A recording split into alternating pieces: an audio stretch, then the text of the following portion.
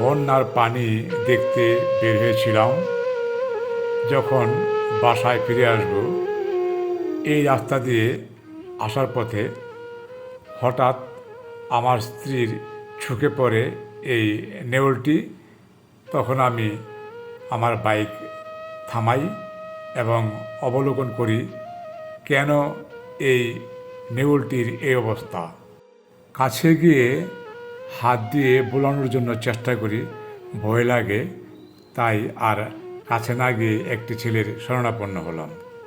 নেউলটি কেন এত মন্থর গতিতে বা ধীর গতিতে হাঁটতেছে, সহসায় আমার মনে একটি ভাবনা জেগে উঠল বা পর্যবেক্ষণ করলাম।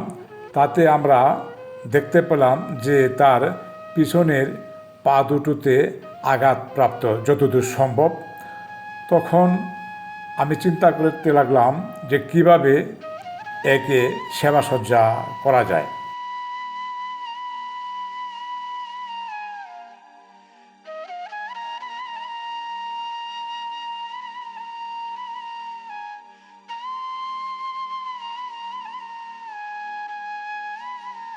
এই প্রাণীটি খুবই দ্রুততম প্রাণী।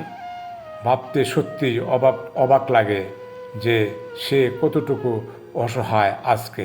তার মনে এটাই ভাবছে যে দেখি আমার জীবন তো এমনি শেষ, মানুষের শরণাপন্ন হই, যদি মানুষ আমাকে কিছুটা সেবা সহ্য করে তোলে, সুস্থ করে তোলে।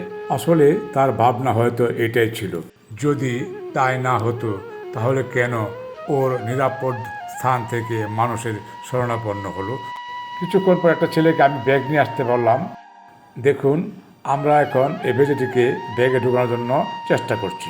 দেখেন, আমরা অনেকক্ষণ চেষ্টা করলাম ব্যাগের ভিতরে ঢোকাতে পারলাম না।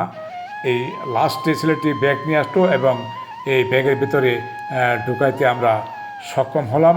এবং ছেলেটিকে আমি বললাম যে পশু হাসপাতালে নেওয়ার জন্য বা পশু ডাক্তার শরণাপন্ন নেওয়ার জন্য। ছেলেটি আমার কথায় রাজি হলো।